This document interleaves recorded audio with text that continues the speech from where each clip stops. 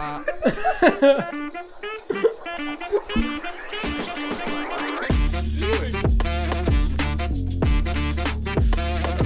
knew that was gonna happen. Good catch. Hello, everyone, and welcome back to another episode of the In the Huddle podcast. I'm one of your hosts, Chris Rotundo. And I'm your other host, Sam Gold. And guys, we are back. Our second episode recorded on YouTube. Thank you for all the support from last week. It was amazing to see all the comments and feedback. Absolutely loved it. Electric, the whole setup. It's great. Sam, I'm so excited to keep on doing this. I mean, we got the setup here today. We got the Chiefs and Steelers gear repping our stuff. I mean, I'm just so excited to talk Week 6 NFL. I mean, it's going to be a lot of fun. And yeah, just remember to follow us at In the Huddle Pod on YouTube. We have our first episode just came out. But yeah, like you said, thank you for all the support, guys. We're just so hyped to do this every week. But I'm ready to get into it. I'm ready too. So let's roll the intro. Let's do it.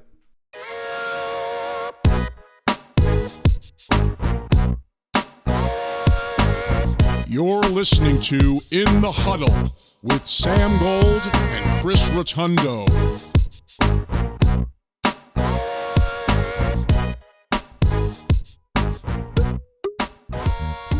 All right, Sam. Thursday Night Football, Chiefs, Broncos, and quite honestly, like I told you before we started, if this is any other team, I would have nothing to say about it. But I'm going to leave it at this. Chiefs offense haven't looked amazing, but they don't have to because their defense is spectacular. Easily top 3. Could argue that it's number 1. You know the statistics on that, while right now I don't. But Chiefs defense, without a doubt, top 3. But that's all I have to say about this. Broncos are terrible. Russell Wilson's terrible. And I'm just going to leave it at that, Sam. So I'll let you take over talking about the Chiefs because I have nothing else to say. Trust me, I completely agree with you. If this was not the Chiefs, we would be done with this. We would already be done. We'd be done with this game already. So 19-8. I don't know if that's a scoregami. It probably is. But for people that are worried about the Chiefs, I have some. You're correct. I have some statistics this time. Let's talk about the defense for a little bit. The Chiefs are the only team through Week 6 to be top 10 in total DVOA, win-loss, offensive DVOA, offensive rank, defensive rank, and defensive DVOA. So if you don't know what DVOA is, it calculates a team's success based on the down and distance of each play. So basically, right now, both offensively and defensively, the Chiefs are the most efficient team in the NFL, both in the top 10. So for anyone who's worried about that, we have the most efficient team in the NFL. We have a top 10 defense, best defense in Mahomes' career. We have a great running game. We have a great offensive line. We have the same coaches other than Bieniemy, but that's fine. I'm not worried about it. And we literally have Patrick Mahomes. So he had 300 yards in a game that we won 19-8. And you guys are worried about the score that we only put up 19 points. We were favored by 10.5 in this game. We scored only 19 and still covered the spread. I mean, not to take anything away, but I'm more so curious to see when the Chiefs start playing these, let's say, better teams such as the Bills, Eagles, Dolphins, how the defense holds up then. But for now, we held the Jags to 9 points. We held the Lions to 2 touchdowns. That is true. So we'll see what happens as some of these more, say, explosive offenses come to town, and we'll see what happens. And I think that's going to be the true test, especially later in the season when you need to be clicking on all seasons to make that push for the 1 seed, the Super Bowl. So we'll see. That's going to be the true test for me. Not to take anything away. What I'm happy about is that at least I will take 19-8, a game where people are slightly concerned about our offense, a boring game over having to deal with the fucking refs every week. Like, thank God this is not a week. I had it 2 times in a row with the Jets and the Vikings game. I'm not talking about the refs this time. If you guys want to talk about the refs, how about we go to the Giants-Bills game? How about we go to the Ravens-Titans game? Once again, like last week, I'm not going to go on a full rant this time, but it's not the Chiefs it's being rigged for, guys. Look with your own eyes. Literally, look at me. The refs just fucking suck this season. Like, how many more times do I have to explain it? Okay, was it rigged for the Rams when the Rams-Saints pass interference happened? No, it's just the worst call in NFL history. Like, I'm sorry. I'm already about to go on a rant, but it's fine. The Chiefs look good. You're worried about the Chiefs' offense against the Jets? Well, guess what? The Bills lost to the Jets. Looked way worse. Eagles lost to the Jets. We're going to talk about that in a second. Looked worse. So I'm not really worried about the Chiefs. Let's move on. All right, what do we got next, Chris? We got Ravens-Titans. Speaking of the London game, 24-16. Ravens come out on top. Honestly, this was exactly the game I was expecting. The only offense coming out of the Titans was going to be Derrick Henry making a couple big plays because I've said this all season. I'm out on the Titans. They need to tear it down. They're what, 2-4 now? I mean, Ryan Tannehill went out with a back injury. People are like, oh, that's a big hit. Now Malik Willis has to come in. It's not a big hit. I'm sorry. Like, Ryan Tannehill is worse than Alex Smith when Alex Smith was at his worst, honestly. So, Titans are a disaster. They played a better team in Baltimore. This game, 2 weeks from now, if you told me this game happened, I'd probably forget because that's what I thought of this game. Pathetic. Yeah, Goodbye. That's the name of the game for the Titans. They're going to win 7 games. I mean, the Ravens, do you want to even speak on how fraudulent they seem right now? Like, not even surprised. As long as they stay healthy, they'll be fine. But they're not winning the Super Bowl. They might win a playoff game. It really just comes down to health and if the receivers can catch a ball. If not, they're not going to win a playoff game. But it's typical for the Ravens. Okay, let's move on to. We're really going to go quick through some of these games. I got to be honest, not only with this week. I mean, there were some wild moments this week because the witching hour, the 1 o'clock window was pretty good. But I don't want to be too negative. I feel like the season's a little bit cursed. I've spoken on this a couple of times. I don't know if you agree with me. It feels like quarterbacks are underperforming. It feels like the refs have been terrible. All the games that have been hyped up, especially primetime games, have been shitty. There's been a lot of blowouts. Seems like it's just another NFL season to me. I don't know. All right, go back to 2021, though. Go back to 2021. Do you remember that season? Every primetime game is great. There was amazing memes going on the entire time. Do you remember the Aaron Rodgers meme where he was laying on the ground and with the helmet off? What about Cam Newton on back? What happened to that positivity? I'm telling you, there's fun memes this season. There's crazy shit that has happened. I just feel like anytime I go on Instagram or social media, like, everyone's hating on the season. I know I literally just spoke negatively about it, but I'm pointing out how cursed it is and how we should still be appreciative of it because you're going to be sitting on your couches in June with that's the worst time of the year for football, and you're going to be begging for 70-20 to happen right now to watch those games. You're going to be begging to watch a shitty Thursday night football primetime game.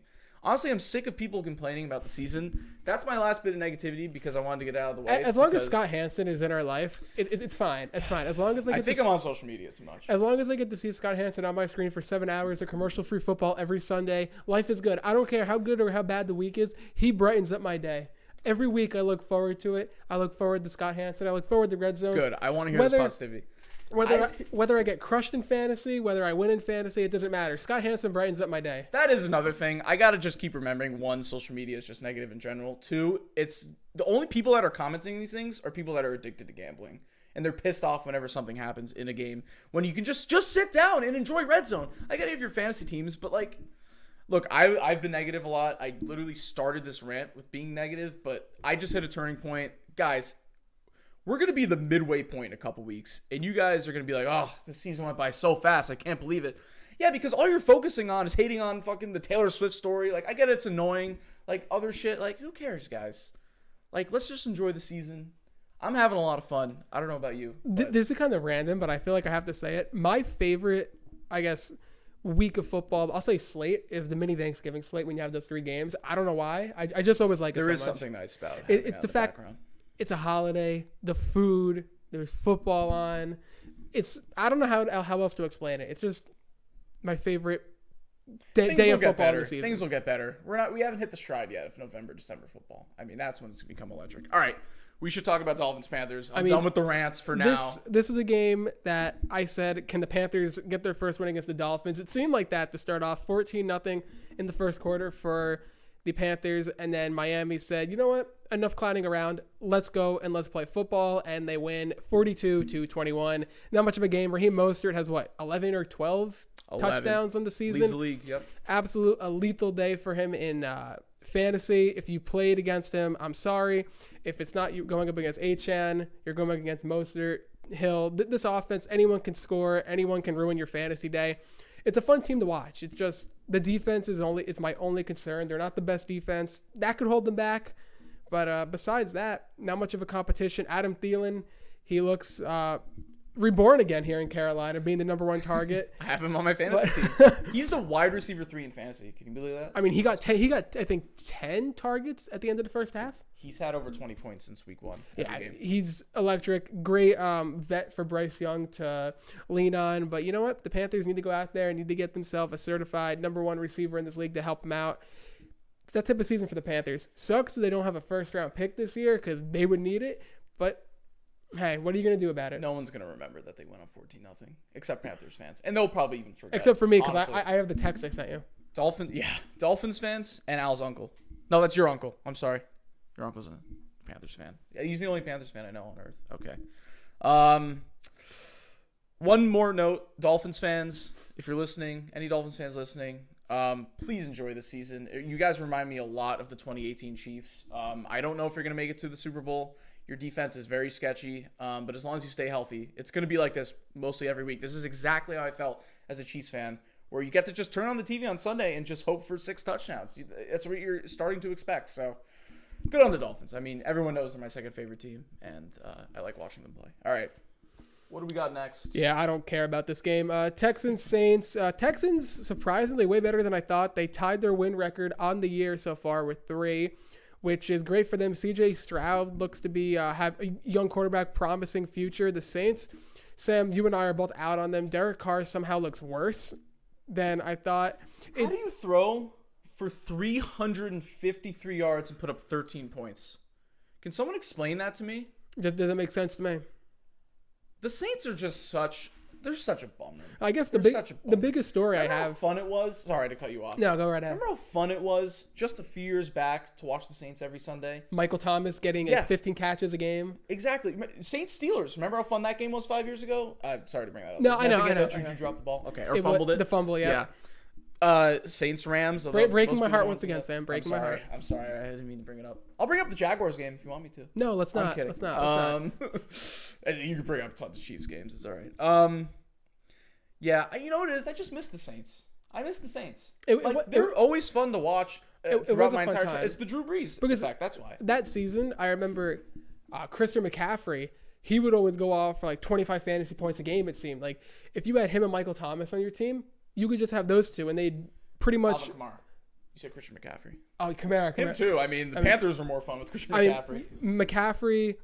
No, it was McCaffrey. McCaffrey and Michael Thomas. Those two every week. Oh, you mean just that season? Yeah, just that season. It seemed like those 2019. two... 2019. Yeah. Because I remember it was like Mark Ingram and Kamara were there, and it was which one of those two were going to go off. We found ourselves reminiscing about the Saints. This is where we've gotten here in week 6. This is what Saints Texans does to us. This is the highlight of my life.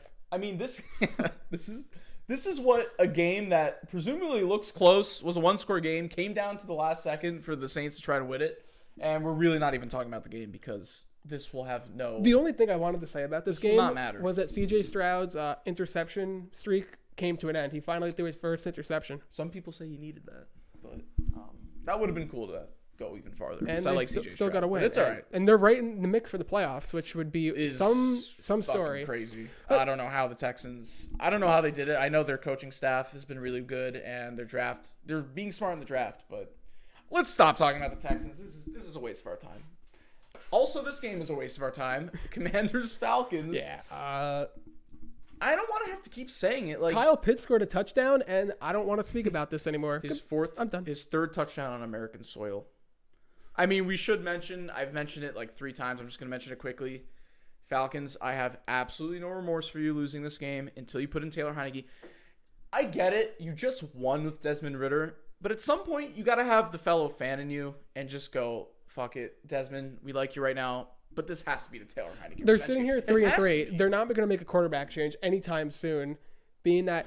You can't tell me they wouldn't have won that game with Taylor Heineke. Oh, Taylor Heineke is way better than Ridder. I don't get it. I don't get it with the Falcons. This is a rare opportunity. It doesn't happen often where a team has a division this bad and a team that's not honestly that great. I mean, their offense has pieces, but you have a rare opportunity to make the playoffs in a shitty division, and you're going to go with Desmond Ridder. I get you just drafted him 2 years ago, but where's the numbers? Let's pull up the numbers on Desmond Ridder in this game because he made...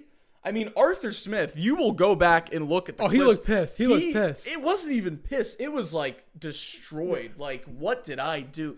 And that's what I'm saying. You know in the back of your head. I mean, yes, you have to start Desmond Ridder just because they won. But you know in the back of his head, he was like, I can't believe I just fucking did that. We just sold. They could be 4-2. Imagine the Falcons in 2023 being 4-2. But no, you're just 3-3. You got to play the Bucs next week in Tampa. It's just... I warned you guys like 2 weeks ago to start Taylor Heineke, and now this is what you get. So let's move on.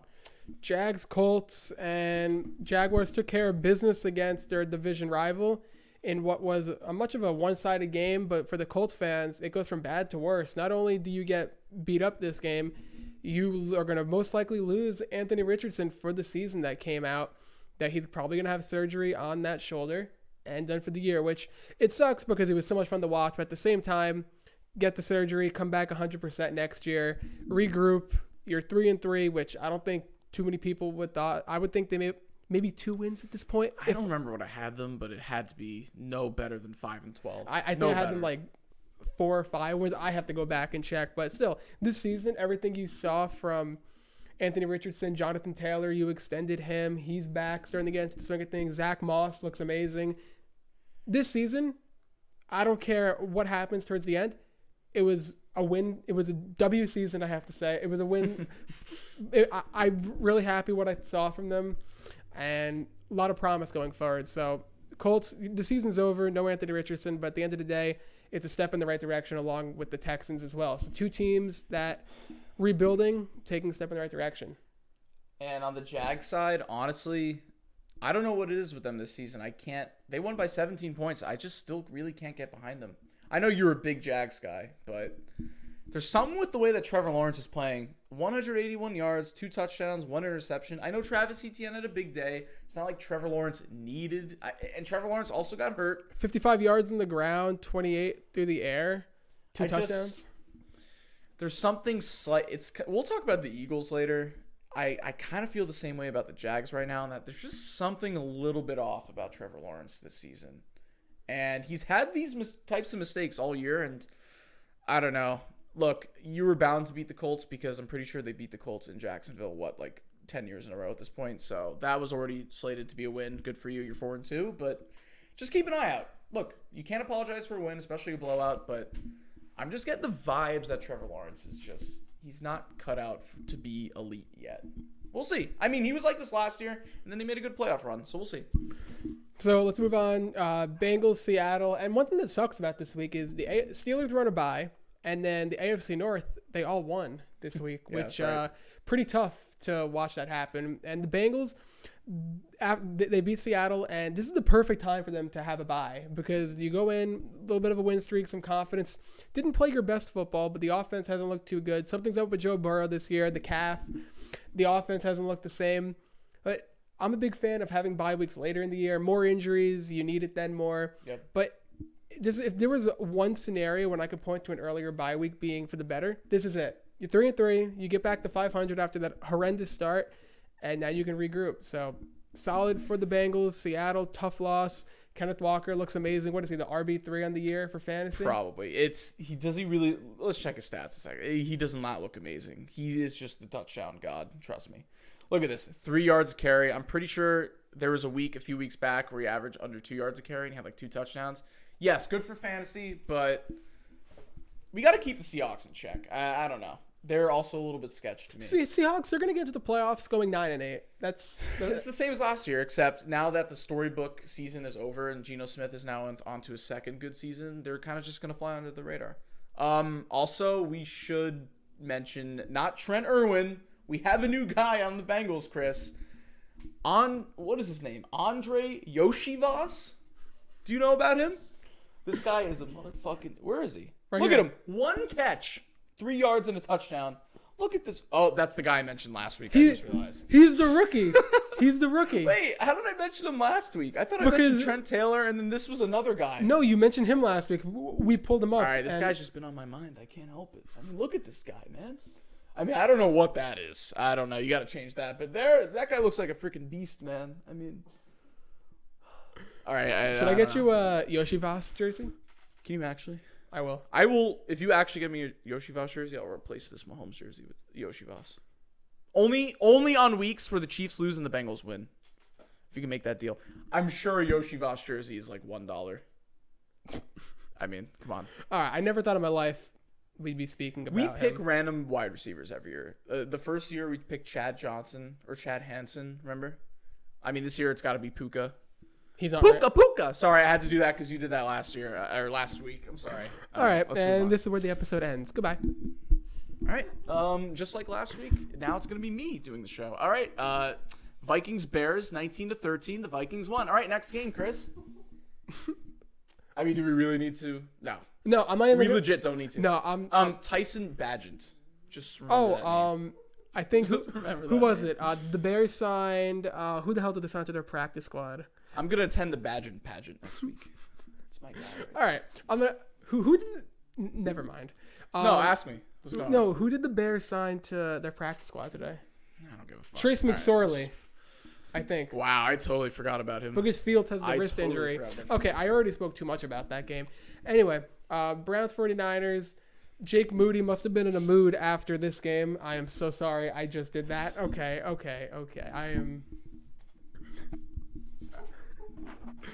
After saying that, Jake Moody must be in a mood. Yeah, I'm just going to forget that I made that stupid joke. And Browns somehow get a win with the XFL legend Philip Walker. PJ Walker.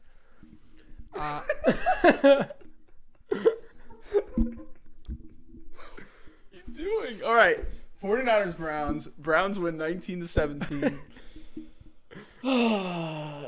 Are we really just gonna like say the stuff that every analysis has been saying? Oh, Brock Purdy sucks without his best weapons. No, I mean, look, we'll get to the Eagles. I'm legitimately a little bit worried about them. I'm not worried about the 49ers. Are you? I'm not. No. Look, you're gonna have this game. I am happy that they at least showed some mortality because. Oh no, don't lie. I knew that was gonna happen. We can't go off of like the last 3 names that we listed and start laughing about, and you can't just drink. Yeah, it's never gonna happen. Good thing I don't have equipment right next to me other than this microphone. I don't even know where my water is. All right, who cares? Wait, Chris, we can't just go to Raiders Patriots. The 49ers Browns game was the biggest game of the weekend. Hold on a second. I just got to drink my water. Look, I don't have a laptop, so you're just gonna have to stare at this while I talk about the Browns for 2 minutes. All right, there we go. Chris, tell me what you think about the Browns right now. Okay, I'll grab your mic. All right. No, it's going to be weird if I do that. It's going to be 2 minutes. Listen, the Browns are the Browns. They're 3-2. What does that mean? It means they're the Browns and they're going to finish last in the North. Do you really think so? 100%. With the number 1 defense so far, I think number 2 defense historically since the merger. Deshaun Watson of all time has been playing like he doesn't deserve what Toss was the water. Do it. I need a water right now. We have a water bottle toss. Good catch. That was probably really loud. I'm sorry.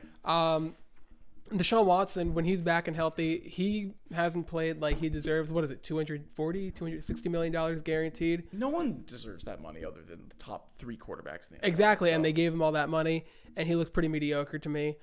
Besides the defense being great, the offense has looked lackluster. I'm not impressed with this Browns team. It's one of those things, like I always say, the Jets are always going to jet. The Falcons had that one Super Bowl run, but they're the Falcons. The Lions are on the up right now, which is weird because the Lions are another one of those teams I put into that category. Maybe this is the year when the teams who are just always notorious for being towards the bottom start to trend up. But the North is the North is a really good division this year. The Browns, Bengals, Steelers, Ravens.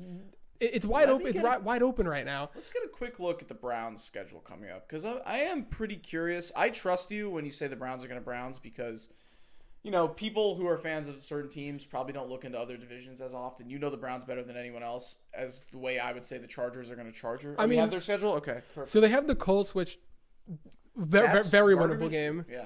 All right. What are they right now? 3-2? Yeah. Okay, 4-2. And then they have the Seahawks. The Seahawks are going to wear the throwbacks. You got to give them the win. Yeah, that game could go either way, but I think Seattle wins. Cardinals. 5-3. 5-4. Ravens. Steelers. You guys won the first round, so they're going to win the second time. I think the Steelers will take them and I think them. they're going to be 6-4. Broncos 7-4.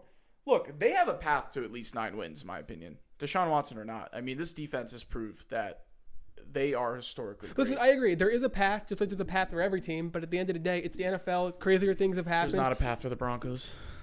Well, they're just a lost cause at this point. Yeah. But listen, the Cardinals, I've always been saying it. They've been playing well this year. Even though they haven't been winning, they've been competitive for the most part. So I don't think anyone should be shocked if the Cardinals somehow steal a game from the Browns. Do I think they will? No. And we're speaking about the Browns too much, but really quick, anything can happen. So would it shock me if the Browns make the playoffs? A little bit. Not so much, but at the end of the day, it's the Cleveland Browns, and they haven't impressed me yet. And I just think there's way better teams in the AFC. I think the other 3 teams in the division are just straight up better than them. Interesting. So okay. Do you think that Do you think that the 49ers fan base is one of the worst in the NFL? No. I think Jake Moody missing this field goal proved it. I don't know if you look online enough, but You're on they're social sending media. death threats to this guy for missing a field goal in week 6 when you're already undefeated. You're spending too much time on social media right now, looking at the comments. I mean, but a lot of people are on social media. I'm telling. Look, okay, no, it's not even that. I agree with you. I totally am. I try spending way too much time. I try to stay off the comment sections and all that as much as possible. Listen, I am, but at the same time, I mean, you guys get on social media, get to the team pretty quick. Did you see the statement that they had to put out for Alexander Madison after week 2? Yeah. I mean, yeah, it's pretty strong. And look, if you ask any fan that has been to a 49ers game of an opposing team, I haven't been, so I'm kind of just basing off what I've seen.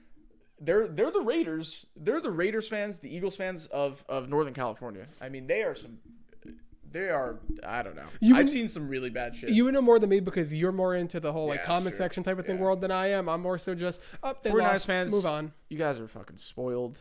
I know I'm saying this as a Chiefs fan, but like, who the fuck threatens their kicker for missing a kick in week 6? The thing is, with Christian McCaffrey getting hurt. when you say they're spoiled, at least you acknowledge that you are, and you know you are. So I mean, I'm going to be looking back at this in 30 years and thinking this is not real. The fact that we're capturing the Chiefs in their prime on camera right now on a podcast, like I'm going to be able to watch this back one day and be like, wow, look how young I was. Look at the Chiefs in their prime. Like, this is crazy. So what were we even talking about? Okay, the 49ers. Let's move on to 2 teams that are absolutely not in their prime. The Raiders are sneakily 3-3, and they play the Bears next week. 4-3 somehow. You know, but they snuck into the playoffs 2 years ago. Yeah. But, you I guess know. we're living in a day and age when we grew up watching football with the Patriots dominating, and now we're witnessing the downfall of them, which is crazy to even think about. We knew it was coming, but we didn't think it was going to be this quick and this bad. The Raiders, they are quietly 3-3. Jimmy Garoppolo didn't even start the second half. That final drive, he had a back injury. Not so sure about the extent of it, but it didn't matter because Brian Hoyer came in and he led the charge to scoring 8 points in the second half, and it was enough to seal the deal and get them out of there with a win. So good for the Raiders. You're 3-3.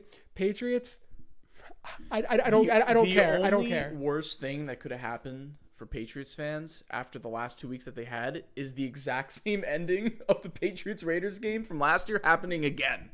I mean, the safety was bad enough that they had it towards the end of the game, but yeah, fuck the Patriots. I don't give a shit. Look, we're the new dynasty now, buddy. Look at that. Super Bowl 57 champions. You still have like 6 rings, and we're not even close to catching up to you, nor the Steelers, but I could hope one day. All right, let's move on. Lions, Bucks. Sam, listen. Lions got to put some respect in their name. Even though they're among one of the top teams in the league, they go up against I said that like name a flaw that they have right now. I can name flaws for the Eagles. You can name flaws for the Chiefs. Honestly, I'm going to defend the Chiefs till I die. Name a flaw for the 49ers. Injuries, I guess. I think you could say that for any team. I mean, really, name a flaw with the Lions right now. David Montgomery getting hurt? I mean, now you get to finally use the guy in Jahmyr Gibbs. And Craig Reynolds, who made the block of the year. I don't think anything's coming close to that. Amon-Ra finally had the game like Yep. I've been saying that he was destined for. Jameson Williams is back healthy. Got a long touchdown. That's exactly what they want to use him for. The Lions, other teams are getting hurt. The Lions are getting healthier. Montgomery will be back, but it doesn't matter because whether they have Montgomery, Gibbs, they'll still be able to do their thing. Bucks, listen, you knew what you were getting in a guy in Baker Mayfield. He would play well some games. He'll play awful some games. Other games, he'll just be there. He'll just be another player on the field, and that was one of these games. I don't want to put the bad energy in the air right now with the Lions, but Speak your mind. Speak your truth. no, I don't want to say this. I'll just say, look, it's just what my gut is telling me. I pray it never happens, but this would just be such a setup for Jared Goff to tear his ACL in like week 15, and then that's it. Their season's over. Don't even put that out. Okay, I'm sorry. I can't help what comes in my head when I see the Lions. Like, nothing suspicious has happened with the Lions so far. I'm overthinking it now, and now I'm thinking you guys are gonna have a Raiders 2016 season. I really hope not. I don't know how everyone, obviously, rightfully so. Everyone's talking about Tua, Mahomes, Hurts. I'm gonna say I don't think I'm too crazy saying this. Jared Goff right now, you could argue, has been the best quarterback in football right now. 5-1, up there, tied for the best record in football. Like you said, this team doesn't have too many flaws. They've been scoring. Defense has been playing well. And you can even put him into the consideration of an MVP candidate right now. I don't think that's crazy saying either one right now Even though you think Mahomes MVP right now? No, not MVP, but he's still the best in the league. I don't care. Well, yeah. Well, there's no debate about that. It goes Mahomes, and then the next tier right below him. His worst is better than 90% of the quarterbacks' best. Sometimes. Let's just put that out there. I mean, I don't think anyone's debating about that. We gotta just no. Look. Okay, I've been way too negative now on the Lions the last minute. Obviously, I don't hope that happens. That's just.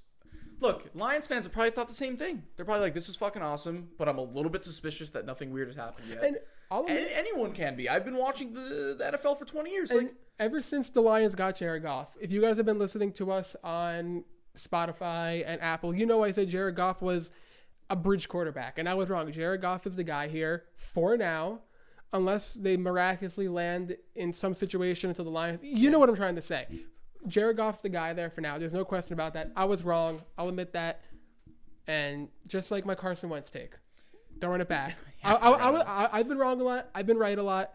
And you just got to suck it up whenever you're wrong and admit. So also, Bucks, please somehow figure out a way to keep those uniforms as your actual uniforms. Like I said, I want that to be their new permanent uniform. It's beautiful. Home and away, love it. Yeah. All right, we're not even out of the 1 o'clock games yet, so we should probably. This is a 4 o'clock game. Yeah. Okay. All right, that's good. Let's probably move on though. Let's keep it moving here with Cardinals Rams. Let's keep it moving. Rams win 26-10 or 26-9. Cooper Kupp, great. How did Puka actually do? Puka Puka. He didn't. I beat you to it, so I don't even care that you said it this time. I already beat you to it. He only had 7. He had 7 targets this week, if I can remember, with 4 catches. On the wrong team. Does anyone go and look at the Cardinals stats every week? There's got to be a guy that just looks at the Cardinals stats. Yes. Who cares? 7 catches, 7 targets, 4 catches, 26 yards. His worst week of the season, but that's fine. Cooper Kupp still did his thing. Tutu Atwell, man, talk your talk, boy. Okay. Okay. I don't know why I said that. Tutu, Puka, Cooper. What a wide receiver room. Okay. What do we got next? The second biggest upset of the week. Okay. Going into the 4 o'clock window. 49ers no longer undefeated. Final undefeated team. Philadelphia Eagles taking on the Jets. The Jets win this game. First time in franchise history the New York Jets have ever beaten the Philadelphia Eagles, which is crazy to think about. And they did it without Aaron Rodgers. What a day for the Jets. This defense for the Jets, man. Wow. And all I have to say is if they had Aaron Rodgers this season is about what if. And the Jets are right there. 3-3. They've kept the top quarterbacks in this league in check all year with this defense. And there was no Sauce Gardner either. That secondary is banged up, missing their safety. I don't even know his name. But the Jets still did their thing, and it just goes down to they have playmaking and, most importantly, coaching. People want to hate on the Jets defense this year. I mentioned this with the Chiefs game. We struggled against them. Everyone was talking about how bad the Chiefs offense is. Jalen Hurts, nearly 4 interceptions this game. Josh Allen, 4 turnovers in week 1 against the Jets. It's not the Chiefs' problem. It's that the Jets are one of the most elite defenses in the NFL. I think people know that, but people are finally starting to respect it. When they take away valuable wins from teams like the Eagles and the Bills, this is a sign legitimately that they can. I don't know. I mean, Zach Wilson, he's been average for the last 3 weeks. You can't deny that. And I don't know. I don't know what to say about the Jets right now. We usually talk shit about the Jets. I hate to give it to them. It was a really, really nice win. And this is really hard for me because I don't like the Jets. But congrats. Okay. Congrats. And what are you going to do? That was a crazy game. Really quick, I guess top 3 defenses in the league right now. Chiefs, Browns, Jets. I agree. Also, I'm really worried about the Eagles' offense sometimes. Jalen Hurts cannot get it together this year. I mean, he's had some very sketchy moments. And they just signed Julio Jones to the Eagles. Fuck the Eagles. But Julio Jones, I mean, I don't care. Because who went on IR? Quez Watkins? I don't care. I don't remember, but that doesn't matter. Julio, if Quez Watkins went on IR, I don't think anyone would notice. All right. But I'm sorry, Quez and your family. I just thought I'd bring it up. If I went on IR, because Julio, older, obviously not the same, so they had to bring in a body to replace. Bills 14, Giants 9. We really don't have to talk about the game itself other than the end of the game and the end of the first half. Giants, I totally agree. That call at the end, this is a Chiefs fan talking to you right now. That call at the end was absolutely terrible. But is it rigged for the Bills, Chris?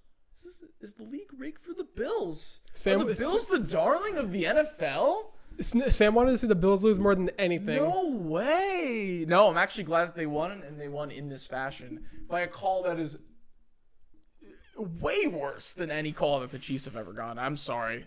Like, that was horrible. We have a time warning, but we're good. We're only in the last second. Yeah, I don't know why I give a thumbs up. Chris, I mean, you can talk about how the call was bullshit. Everyone knows it was. And with the Giants, you know what? Honestly, I blame it, not like obviously the call is bad, but I blame it on the fact that the Giants, one, didn't take the field goal at the end of the half. They would have just had to kick a field goal to win it. And two, you have Tyrod Taylor as your quarterback. You're going to go 4th and goal on the 1 at the end of the game, and you're going to go under center. You don't want to give him one extra second to go shotgun, especially Tyrod Taylor, who has legs. Like, you could at least move around the pocket, make a decision to throw. No, you did a designed, like, not slant, but, over the middle to Darren Waller. You gave yourself no time. You had the extra down. I just thought it was also a terrible play call by the Giants. This game, all I want to say about it, it was a bad game. It was offensively, it was a disaster. There was bad clock management, bad reffing, and that's really it. It just wasn't anything to write home about. Bills get a win, and sometimes the Bills look like the best team in the league. Other times they look like, what am I watching right now? And that was more so one of these games. Okay, let's move quickly. We got our last game, Cowboys-Chargers. I'm going to be honest, I didn't really watch this game that much. I knew it was close. I knew that both teams looked very out of sorts at points, and it was just another typical Chargers loss where Justin Herbert, everyone's going to blame Brandon Staley, and I am no Brandon Staley supporter, but Justin Herbert doesn't go talked enough about how he blows these games with his arm, and he blew it with an interception this time. And you could have, great throws throughout the game. You could look, like Justin Herbert usually looks, but he does this a lot, and they did it again. Props to the Cowboys defense. Critical loss here for the Chargers. Yeah. They play Kansas City next week. In KC. You can very well, most likely will lose that game. Don't say it. Don't say it. I don't want to jinx it. I don't want to jinx it. But the Cowboys, you needed this as well. Good for you, but literally, we should not talk about the Cowboys for the rest of the season until they win a playoff game. Like, it does not matter. Okay, so Cowboy fans, we'll be talking about your team next year then. Yeah, exactly. Like, your season doesn't matter. It doesn't matter anymore. It's the same shit every year. All right. We only have like 5 minutes, so let's rapid fire once again. Just our scores. I have my scores written down. We're finally going to, every week, starting next week, we're going to actually compare what our records are because that's important. All right, let's start with the Thursday Night Football game. Jags Saints. I got Jacksonville winning this. I think Trevor Lawrence is going to play in this game. Even if he doesn't, I think they still have a good shot. They're a much better team. 19-13, Jags win it. Ooh, very close. I also have the Jags winning 19-10. But I just want to point out, earlier in the day when I checked Vegas, the Jags were 3-point underdogs, and now the line has moved to 1-point dogs. So that is telling me that Trevor Lawrence will be playing this game if the line's going to move that much in such a short amount of time. Okay, let's move on to the 1 o'clock games. Raiders, Bears.